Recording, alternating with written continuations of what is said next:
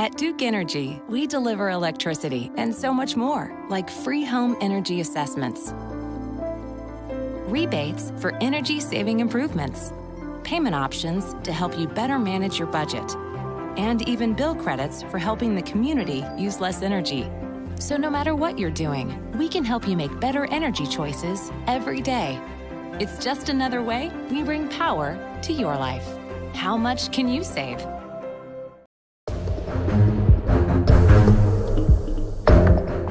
Well, hello everybody. Thank you so much for being here today. We just got out of our Orange County delegation meeting, which we're really looking forward to having. And the purpose of this meeting is simple.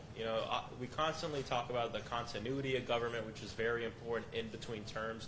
What's very important as well is the connectivity of government and ensuring that whether it's at the state level, the federal level, the municipal level, countywide government, that we're working together on the issues that Central Floridians care about. And so what we did is we went around the table and the state representatives and senators were able to talk through the things they've been championing for many years in the Florida State Legislature. And as a brand new representative, it's important for me to be grounded in the work that's already been done with an eye towards the future. And so whether it's voting rights, whether it's immigrant rights and justice, whether it's transportation, veterans, teachers, labor, we heard about every single issue in that room, and my office is very dedicated to ensuring that we're working day in and day out with our local elected representatives and state representatives to ensure that the people are being heard and that the work we do in D.C. is not just something that just comes from my mind, but comes from the community.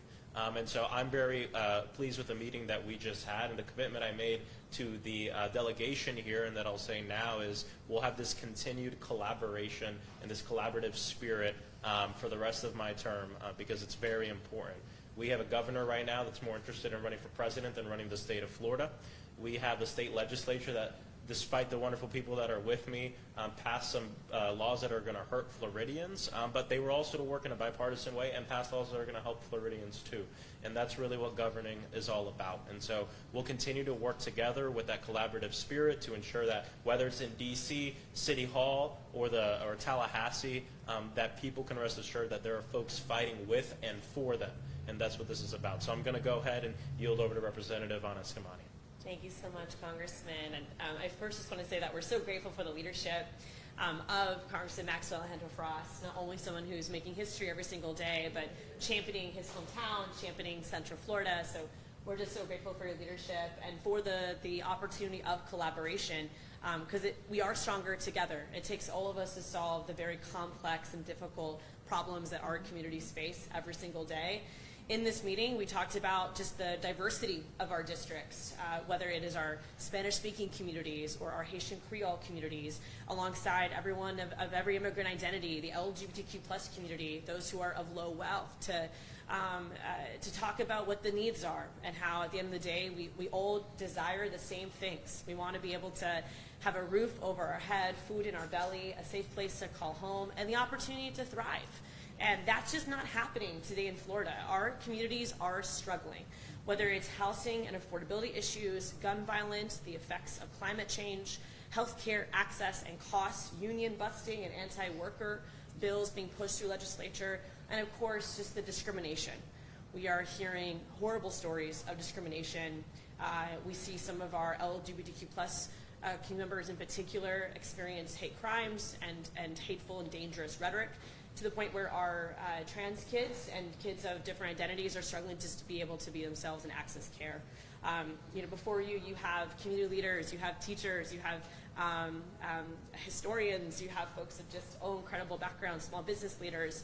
And so we really do bring those skills with us to Tallahassee, but the point of our conversation today was to uplift it to Congress, to make sure that when it comes to solving these really serious problems, we're not doing it alone. We're not naive as Democrats in Orange County. We know that we are navigating a legislature that is supermajority Republican, that we have a governor who chooses his political ambitions over the people of Florida. And so it means that we have to figure out some of these problems, the solutions, on our own. But the good thing is that we don't have to do it alone. We can do it in community with our member of Congress and, of course, with our city and county officials as we are in this together. And so as I pass it to the vice chair of the Orange County Legislative Delegation and my colleague Senator Thompson, I do want to just mention that as leaders, it is our job to create calm among the chaos. It is our job to solve problems, not create them. And that is our commitment as Orange County lawmakers, and is our commitment as leaders here in this community. And so I will pass it to Senator Thompson, the Vice Chair of the Orange County Legislative Delegation. Thank you. I know we're all aware that Florida is a very diverse state, and it is our diversity, really, that is our strength. And we have a governor who is prohibiting any funding of programs focused on diversity, equity, and inclusion in education. We have an immigration bill that was passed that's going to penalize people who are here to work, to help feed their families, and they're now going to be subjected, if they become ill and have to go for medical care, they'll be questioned about their immigration status. So you'll have people who will shy away from treatment because they don't want to be deported. The businesses in the state of Florida, really in this bill, are not going to be that affected as much as the workers are going to be affected. We know that in the bill, you're supposed to use E-Verify, but nothing happens until you are found in violation 3 times. So it doesn't punish the business, it punishes the workers. And because we have a service industry that is based on agriculture, based on tourism, based on construction, these are people who are leaving Florida because of their concern. We also have a voting bill that makes it much more difficult for people to participate in our democracy. If you are a third-party voter registration organization, now if you register someone to vote, you have to give them a receipt, but you can't keep a copy of the receipt. You can't keep any information. And so we have groups, sororities, fraternities, churches, League of Women Voters, etc., who are in jeopardy of being fined up to $250,000, $250,000 for registering people to vote. And this has been something that's been going on now for almost a decade, chipping away at the ability of people to vote.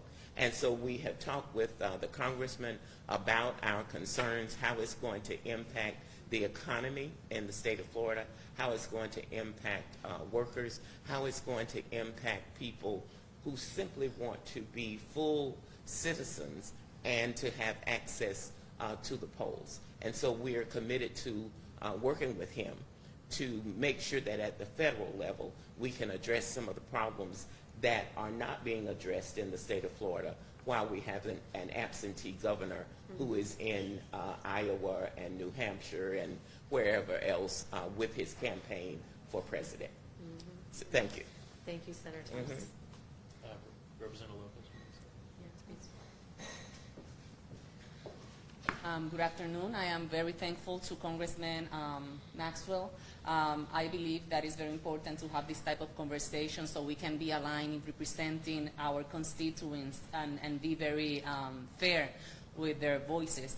What I highly appreciate as well from our congressman is that he's committed himself to continue our individual conversations to understand the issues on every district. And for me, that is very important that he's gonna listen to us on every demographic, our Latino community, Black community, white community, every person, doesn't matter the party affiliation that they have. So I am very thankful for that, and I am here to continue working with him and all our delegation of Orange County.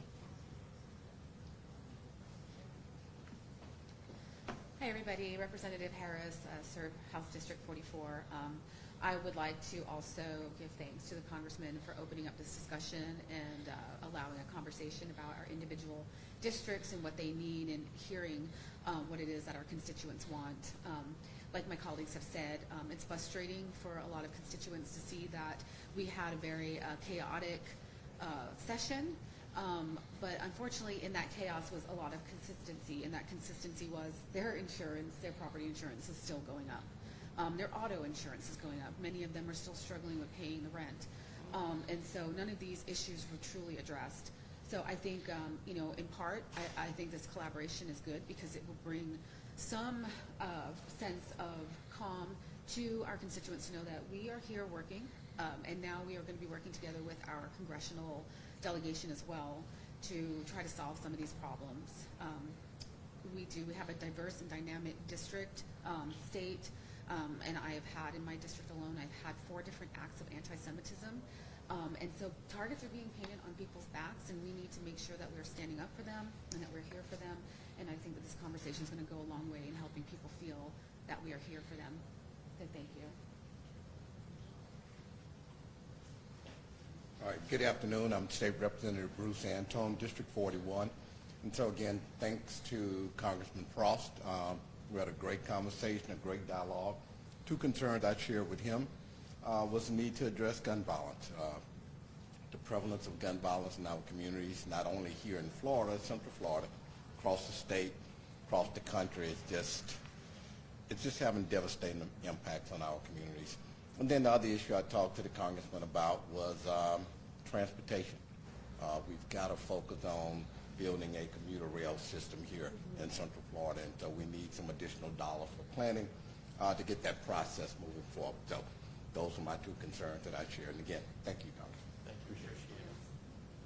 So again, as you see, Orange County is not short of elected officials who are really fighting day in and day out for their districts, and that's really important that we continue to stay connected in that work. It's not going to be just one congressman or one state representative or one mayor that does everything. It's going to be all of us together, and it's not just the elected folks, it's the organizers, advocates, unions, everyone who comes together around these very important fights. It's not about Democrat versus Republican, it's about the people versus the problem.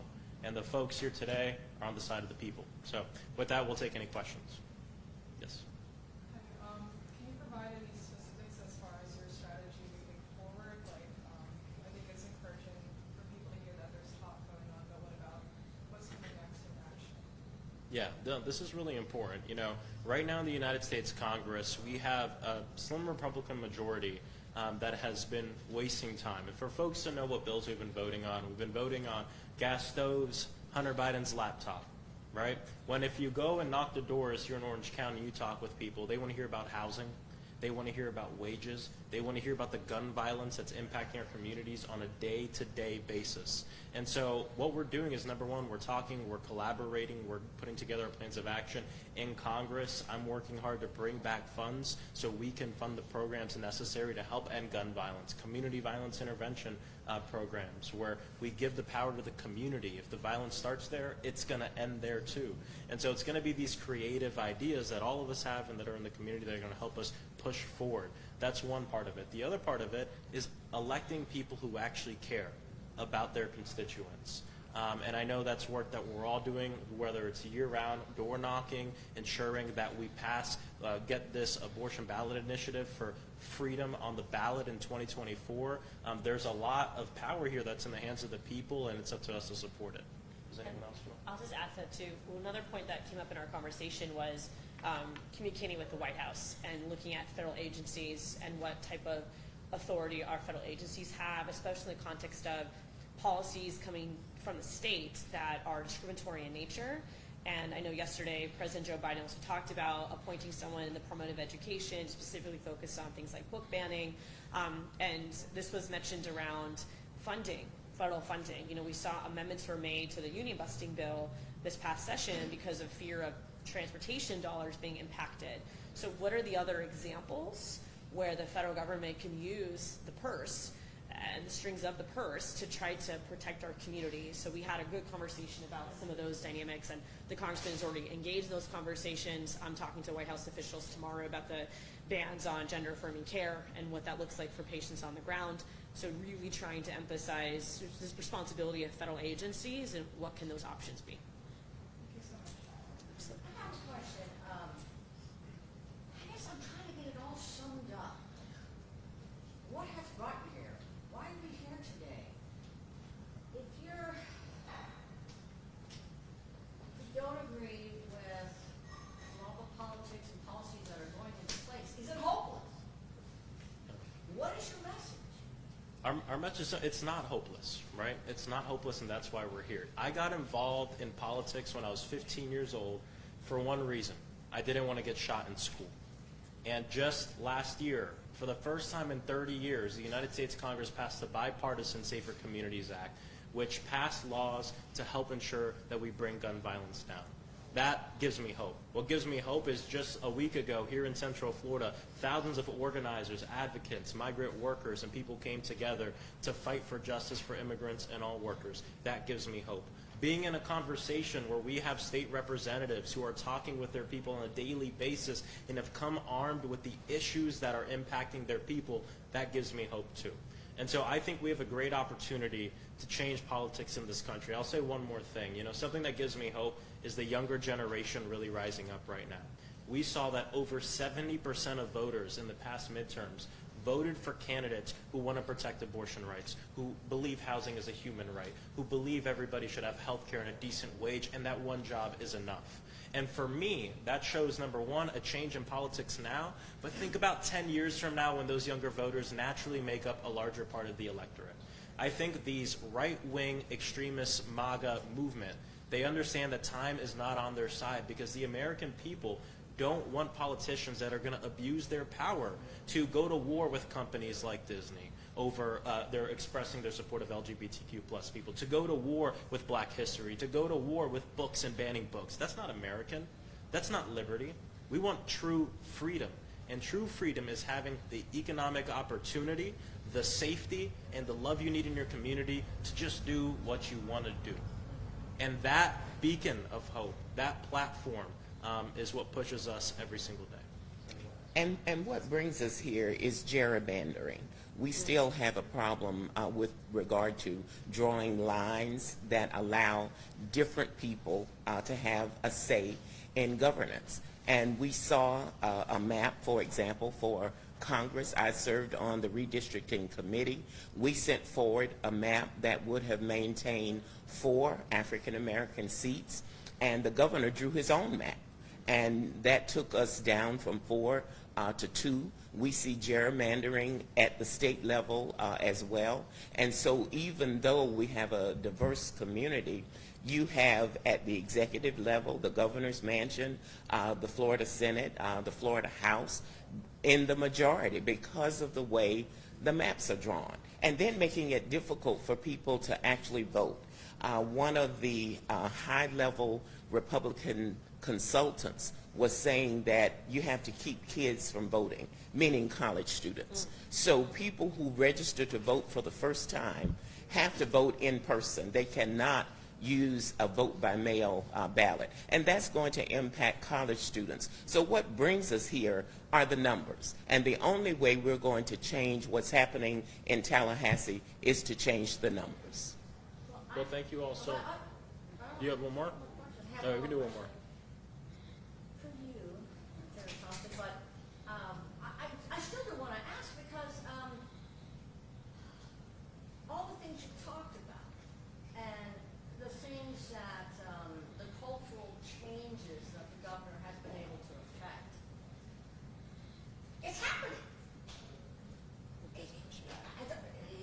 Some might say he gets away with it. So how can you stop it? I mean, I hear what you're saying, but all these things keep getting pushed through on the state level. I've been involved in the legislative process now for 16 years. I've never seen a situation where the governor, the executive branch, controls both the judicial branch as well as the legislative branch. And the governor is putting in place, for example, people who are aligned with his philosophy, his agenda, in strategic places. Just earlier we were talking about the African American History Task Force. The governor appointed 6 Republicans, African Americans, to that task force. And so the agenda of whitewashing history, making sure that certain subjects are not taught in an authentic and realistic manner, will be pushed through by these people who he is appointing. And he's appointing even the athletic association. He's appointing the people with the space industry. And so that's how he's been able to do the things that he's done. We are supposed to have in a democracy 3 co-equal branches of government: the executive, the judiciary, and the legislature. But at this point, because of the appointments, because of gerrymandering, he's able to really just push his agenda through. Does it scare you?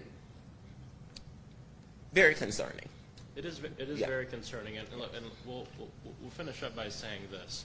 It is true that the governor has steamrolled some bigoted legislation that's going to impact and hurt Floridians. But when I think back towards history, there was a time where everybody here wouldn't have been able to vote. There was a time where everybody here wouldn't have been able to serve in their current positions. But you know what came next? The people rose up. We changed the laws, and now we're here because of that. And that's what I look to the future by looking sometimes at the past. And that gives me hope. And the people are rising up. Here in Central Florida, across the state, and across the country, people are seeing the epicenter of fascism in this country here in Florida. But what's next is the people. And we're here to fight with the people. So again, y'all, thank you so much for being here. I appreciate the chair of the Orange County Legislative Delegation, Representative Ana Escamani, and the vice chair, Senator Thompson, also Representative Harris, Representative Lopez, Representative Bruce Anton. Thank you all so much for being here.